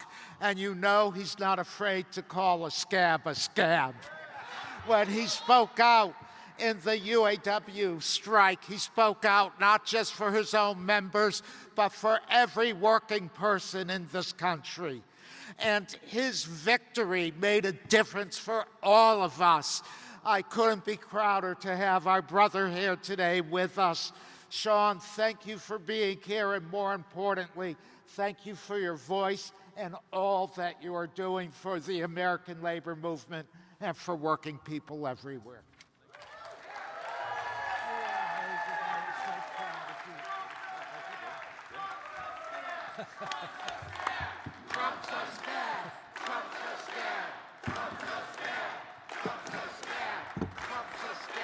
All right. It's a good way to start the meeting. Here you can see it right here. But no, I want to thank Chairman Applebaum, just a great leader. I thank him for inviting us and for his leadership, and thank you all. This is what happens when labor comes together. I mean, together we move mountains. We've been moving mountains in this last year and a half, and we got a lot more to move. We all know it's the working class that's making a difference right now in this movement, in this election, and that's who's going to win this election. There's a time, going back to this, I spoke about this morning a little bit, but there was a time when every union member and every working class person in this country voted Democrat because Democrats stood for everything we stood for. And, somewhere along the way, I believe after the Reagan years and Bush won, it just seemed like we started going more toward the center and courting big business and, trying to play both sides and to make everybody happy, and that doesn't work. So it's been amazing to be part of this journey with Stuart and a lot of other leaders and, a lot of other labor leaders that are in this room right now and all of you. This is, we're helping the party find its way back to its roots. And, in our way back to it, it's a moral clarity of standing with working class people. That's the fight. This is our moment, and it boils down to the same one question I've talked about every time I speak. Which side are you on? And it's a very clear picture. There's two sides in this fight. You're either with the billionaire class, the corporate class, and that only serves themselves and doesn't give a damn about working class people, or you're with the working class, who believe in helping one another, lifting each other up, and standing together in unity. And there's a very clear picture here. We've seen it already. We've seen it in the last 5 years or so. President Biden stood on the picket line. First time in our nation's history, a sitting president stood on a picket line with striking workers. Yeah. We saw it with Vice President Harris. 2019, GM workers were on strike for 40 days. Kamala Harris was standing shoulder to shoulder with workers on a picket line while Donald Trump did nothing and said nothing. Vice President candidate coming up here, Governor Tim Walz from Minnesota, was on the picket line in our stand-up strike last year. Look at what they've done, the Biden-Harris administration, with the CHIPS Act, with the Inflation Reduction Act. They're creating thousands of jobs in this country, something Trump talks about again, but doesn't deliver on. They've done it. They've delivered. They talk about creating jobs, and they delivered on creating jobs. There is literally over 30 battery plants being built in this country or planned to be built on top of the supply chain sector for that. And you look at, with the CHIPS Act, same thing. That's why the UAW launched our biggest political program in our history and why we're in the midst of this now, because we cannot afford to go backwards. And Barack Obama had a great statement last night, when he said, in those words, that we've seen this movie before, and we all know the sequel is always worse. And the last thing we need is to go backwards in this fight. And just yesterday, Trump the Scab was in Michigan and basically making statements about, people in America right now, they're walking across the street and they're getting shot and they're getting raped, and painting this picture of how crime is just rampant. And he doesn't talk about the fact that crime's been reduced since Biden-Harris administration has been in place, and it was very high under Donald Trump. He leaves that part out. He also said that law enforcement is on his side because he believes in law enforcement. But he sure as hell don't believe in law enforcement when it applies to him. And he took care of that with his Supreme Court deciding that the law doesn't apply to him. And that's what this fight's about. There's a standard for the wealthy in this country, and there's a standard for everybody else. And that's the America Donald Trump wants. He wants to make that chasm between the rich and poor grow even more. We got 3 families in America that have as much wealth as the bottom 50% of Americans. That's inexcusable, and that's a crisis. And you know, this is what they do. The Republican Party, the wealthy, they seize on fear, uncertainty, and division. And that's how they win. They divide us. They try to divide us. They try to divide us by race. They try to divide us by who somebody loves. They villainize destitute and desperate people trying to cross a border. They do this for one reason.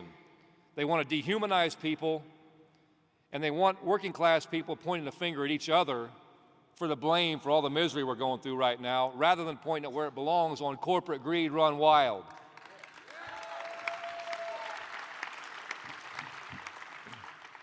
You know, this party's got a bad habit, the Republican Party, of holding up their Bibles and wrapping a flag around themselves and claiming they're the Patriot Party and all the other dumb shit they say. And, you know, we need to stop letting a political party hijack religion in this country. You look at everything that they talk about in their policy, everything in their platform, it doesn't talk about anything to do with what Scripture says, no matter what religion somebody is. You know, I don't know what religion anyone in this room is, and it doesn't really matter. Whatever religion you are, if you don't have religion, at the end of the day, every religion I know of is founded in the principle of love of your fellow human being. So you can't stand up here on a podium and call destitute and desperate people trying to find a better life rapists and murderers and invaders, and then hold a Bible up in your other hand. Sorry, but that don't work. And I don't buy what you're selling. You know, and you know, in the UAW, I've talked about this for years. You know, it's my favorite Bible verse, but Ecclesiastes 4:9-12, where it says, 2 are greater than one, 2 are better than one, for they have a greater return for their labor. If one of them falls down, the other can pick them up. But pity the person who falls and has no one there to pick them up. Though one may be overpowered, 2 can defend themselves. A cord of 3 strands is not easily broken. That's what solidarity is. That's what unity is. And that's our path to victory, is when we stand together, we will not lose. When working class people, union and non-union, join together, we will win every time.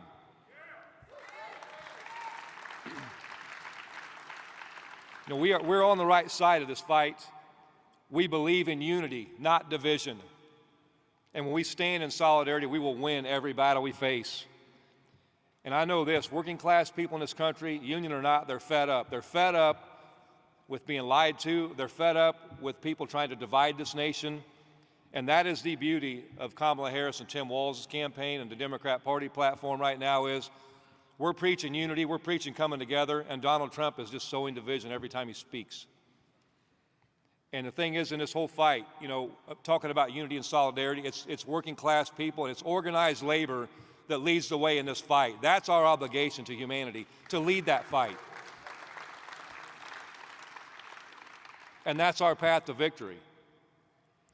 You know, I talked yesterday, you know, or a couple of days ago, whenever it was, but, you know, I talked about one of my favorite American poets, Nellie, and I got another one that's homegrown in the state of Michigan named Marshall Mathers, or most people know him as Eminem. And you know, when I ran for president, there was a song by him called "Not Afraid." That was kind of my theme song as I would speak every time, or I would get ready for a rally or whatever. That's a song I would play, and I still do it now a lot of times before I speak. And you know, there's the chorus of that song. You know, it's "I'm not afraid to take a stand. Everybody come take my hand. We'll walk this world together through the storm.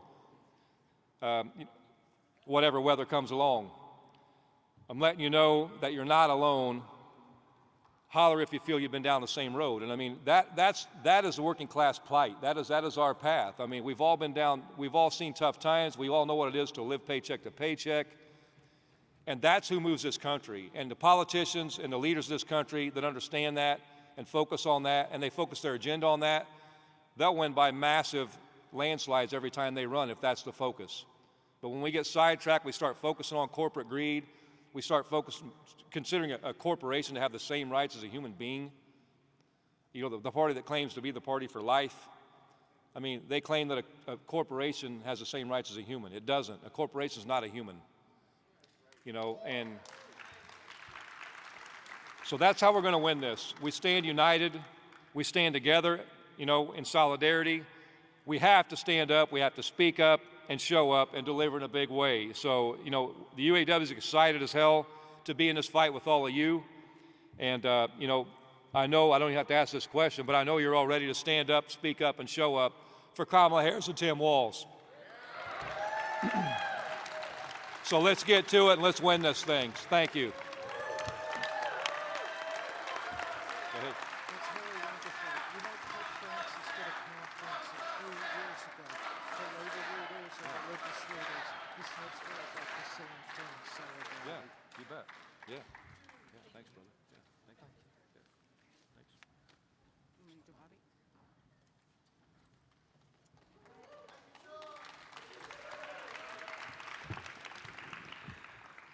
Is labor in the house?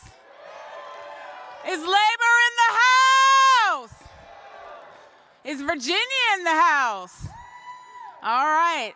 I am so honored to introduce this next speaker, who is such a strong and great champion of not just the labor movement, but our great union, the steelworkers, where he represents 10,000 steelworkers who make Navy ships in his district. So please join me in welcoming Congressman Bobby Scott from Virginia's 3rd Congressional District.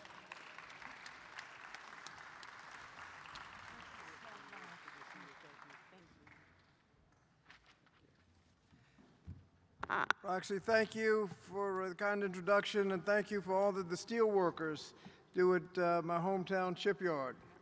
And Stuart, thank you for your leadership in the labor movement over the years. Thank you so much for all you've done. And I want to give credit to Doris Krause-Mays. Did she make it yet? Is she here?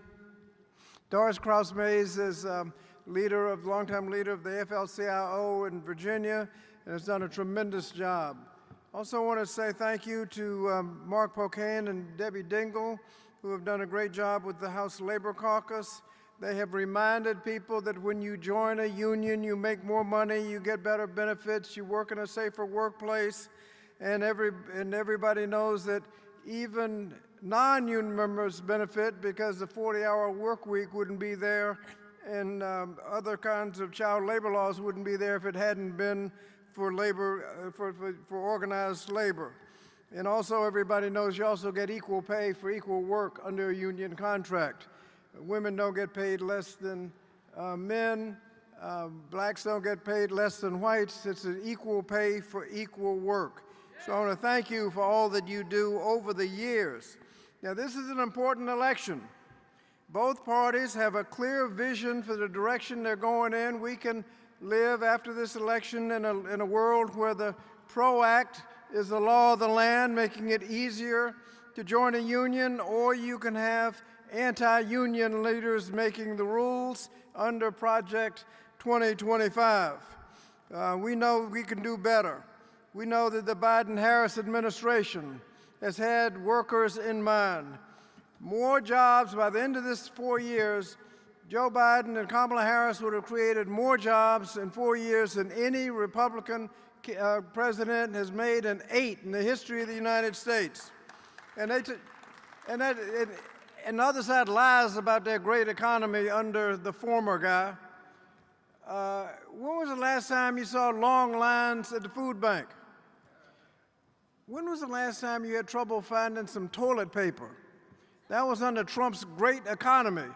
Long lines and can't buy toilet paper. We can do better than that. He had the worst job performance in about 100 years. Under the Biden-Harris administration, we've reduced your health care costs. We've reduced drug costs. Under Trump, under his plan, they evaluated it. Thank you, John McCain, for killing it. Costs would have gone up 20% the first year, 20-some million fewer people would have had insurance, and you got a pre-existing condition, you start losing your benefits. That was their idea for health care. They complain about inflation, but let me tell you something, complaints aren't solutions. They whine and complain, the only solution they got is more tariffs, and that will increase prices. And we've got less inflation than the rest of the world. Of course, we're going to have a little inflation because it's a global problem. But we had the child tax credit, enhanced SNAP benefits, enhanced unemployment compensation, and all of that to help, the stimulus checks to help people get through those times, and it worked. We've had a situation where the Department of Labor has been making the rules. Julie Sue, I understand she talked a little earlier, just an outstanding rule-making operation where making rules to make it easier to get overtime. Under Project 2025, they're going to make it almost impossible to get overtime. Fiduciary rule to make sure financial advisors can't steal your money. And OSHA benefits to make the safer workplace, all under the Democratic administration that never would have happened under the Trump administration. And education. I lead the Education and Workforce Committee on the Democratic side. We want to put more money into public education, more money into job training. What do they want to do? Abolish the Department of Education, get rid of Title I funding, even back off of school lunches. They call Tim Walz liberal. And you say, well, what did he do? He had universal school lunch. He wants to feed the children. Boo. Where do they get these people? We need to make sure that we don't have a world where Project 2025 makes it harder to join a union, abolishes registered apprenticeships, makes it harder for overtime. We need to make sure they don't get elected, that Harris and Walz get elected, because we need a Supreme Court. They already did the Janus decision. If we don't get some better Supreme Court decisions, it's going to get worse as we go forward. We can do better, and just compare the American Rescue Plan Act with saving pensions. We saved 1 million pensions under the American Rescue Plan Act. Not a single Republican vote. We had, under the Trump, tax cuts for the rich. 80% of the benefits went to the top 1% in corporations. That is a difference in vision, and which way we go will depend on unions. We can go one way with a brighter future, or the other way with Project 2025. It's going to be up to you, so I want to thank the unions for what they have done so far and what they will do to elect Kamala Harris and Tim Walz President and Vice President of the United States. Thank you so much. Thank you so much for your patience. Thank you. That was great. Thank you, Bob. All right, we're getting close to the end here, just our last couple of speakers, and I'm just going to keep it moving and introduce this next speaker who was very patient, and I'm so grateful for his patience, my friend, Greg Regan, the president of the AFL-CIO's Transportation Trades Department. Please welcome Greg.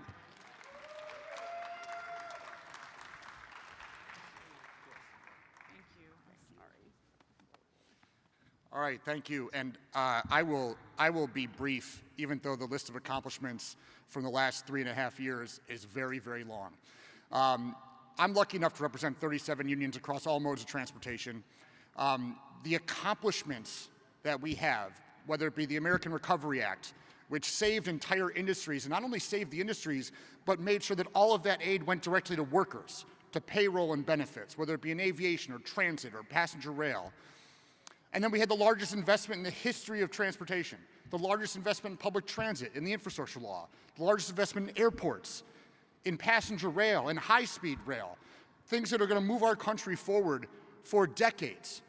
And it was done because of this administration, because of the Biden-Harris administration and their partnership with organized labor. The labor movement and the Biden-Harris administration drove this country forward, and they did it with workers front and center at every step of the way.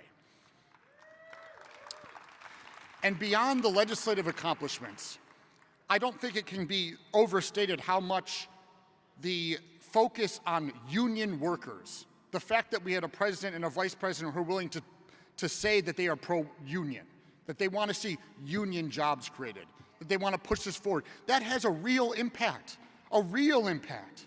Because guess what?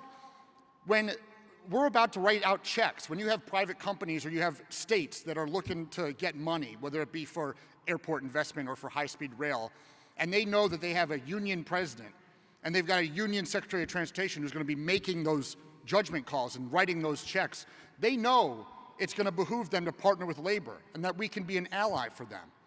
If you look at the Bright Line West project between Los Angeles and Las Vegas, they came to us. This is a private company owned by a billionaire who came to us and said, how do we be partners? So we worked out a really great agreement where it's going to be operated union, it's going to be built union with a PLA. They have a card check neutrality agreement with Siemens to make sure that the trains are built union, and we're talking with Unite here right now to make sure that the workers at the stations are going to be union workers. We're talking soup to nuts, union operation. That does not happen without the type of leadership that we have in this administration, and it sure as hell doesn't happen without a unified labor movement pushing ahead every step of the way and keeping people accountable.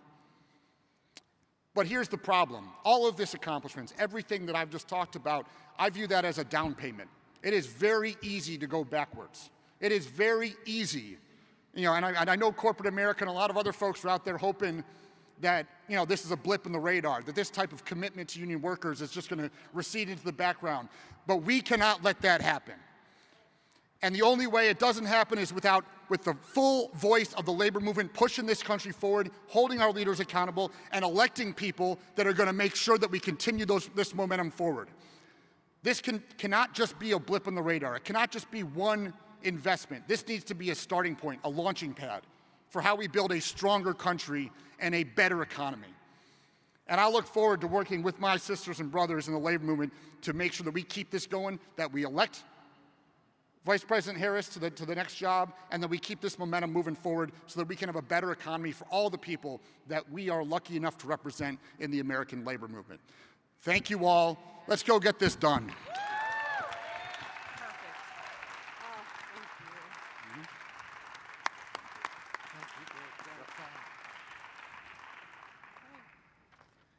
All right, our last speaker, and then a couple of introductions, is Jennifer Rodriguez, but we call her J-Rod. She's the Director of Political and Field Mobilization at the AFL-CIO, and she's coming to bless us with a few words. J-Rod. Okay, I have a crass joke about how very often you'll have a big rally and you want to get people out to do the work. You're the people who stay behind to actually do the work. All right, so I'm going to skip through a couple things. I'm going to make this short and sweet. Oh my God, President Dean, thank you for being here. That's right, appreciate you. So you've heard a lot of people talk about why we need to fight, ways to fight, all the things. Here's a couple, I don't know what happened to the numbers, but there's a couple easy things to do. You've heard people talk about that. Scan this QR code. This will take you to a place where you can find lots of ways. You can find a canvas, you can find a phone bank, you can find ways to volunteer as a poll worker, you can find talking points to help you with your friends and family conversations. Scan this QR code. The last thing I will say, couple of things about the labor movement since you all are still here and you might find this helpful. The first is, we know a couple of things. One, our polling, our surveys continually tell us that not only does the general public trust us, our friends and family trust us, our coworkers trust us, so we are an excellent validator, we're an excellent way to cut through the noise and actually get in front of folks. Two, our labor movement, unions of the AFL-CIO, we have been using the past 3 years to really dig in, do worksite, connect with folks, and be ready for this election cycle. So again, this QR code is going to help you find out about ways to actually take action. And three, the labor union vote will make the difference in this election. The density issue, all those things you hear about, the labor union vote will make the difference. Right now, with labor union members and households, Vice President Harris is up 15 points. That's going to shift, that's going to change, but is up 15 points. Without labor union members and households, it's -2. When you add those things together, that's where you see +1, +2 in these battleground states. So we will make the difference. We need your help. Use this QR code. Thank you so much.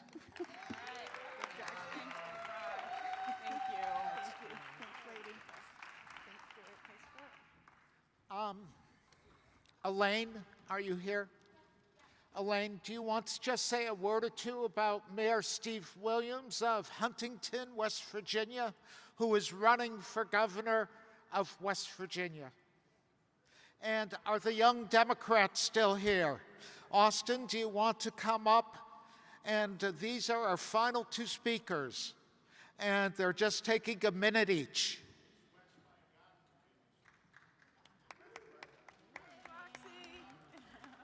Okay, thank you all. Okay, brothers and sisters and union family, our labor-endorsed candidate and our nominee for governor in West Virginia, Steve Williams, and he had to leave to go do a live interview, but he is, I mean, you know, somebody that walks the walk and talks the talk is him. And when he became mayor of Huntington, we had contracts that the former mayor had not done anything with. Everything was in limbo. And he went in and got those contracts done. He's done amazing increases. A council that has worked very well with him, amazing increases for the firefighters, the police, and the other city workers. So his opponent is the devil. And I say the devil is Patrick Morrisey. He's currently the Attorney General in West Virginia. And when teachers went on strike, he basically said they should be arrested, they should be fired. So every teacher in West Virginia should be voting for Steve Williams for governor. But as also, we have right to work in West Virginia. And the bill, when it was passed initially, it was flawed. And we took it up all the way up to the Supreme Court. And he was outside the doors once we were done with the hearing, basically grandstanding to the media that, you know, right to work is good. He has fought us on payroll deductions for union dues when the prevailing wage was repealed. He is no friend to workers. So we've got to elect Steve Williams mayor. And if you have some money, so you want to give him, Mayor Williams could certainly use that. But you can go on, he has a website. If you could give him support, we would greatly appreciate it. Thank you all very much. Hey, Roxy. Thank you. Yeah, thank you, Stuart. You're wonderful. My Austin? sister. You know, I think what's really important is that young people are looking at the labor movement in a way we've always wanted them to. And Austin is a member of the Labor Caucus of Young Democrats of America, and they are supporting us every way they can. All right. Thank you, Chair Applebaum.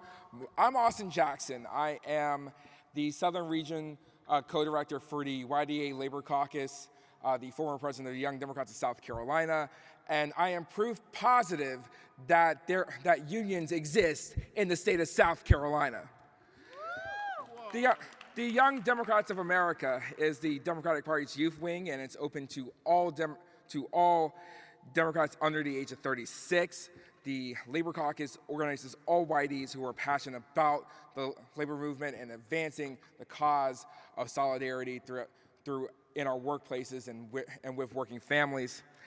We work to educate the next generation of Democrats on the importance of a strong labor movement so our party uplifts workers and their families.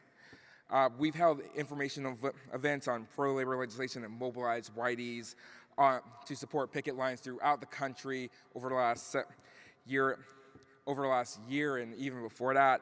Our next event is going to be on August 31st. It is a virtual event that's going to be a panel that focuses on labor's role on why it is important to elect Vice President Kamala Harris and Governor Tim Walz as our next president and vice president. And there is numerous state-level caucuses that we encourage you or young Democrats to get involved with. So So get in touch with your YD state chapters or with us. We passed out flyers on Monday. Please refer to those. And like I said, thank you very much for your time. Thank you. Good job. Thank you. Well done. We want to thank you all for staying. And Yes. Eric Dean is an example Yes. for not just the people in this room, but for everyone in labor. Thank you all. Thank you, everyone. Thank you, everyone. Thank you, partner.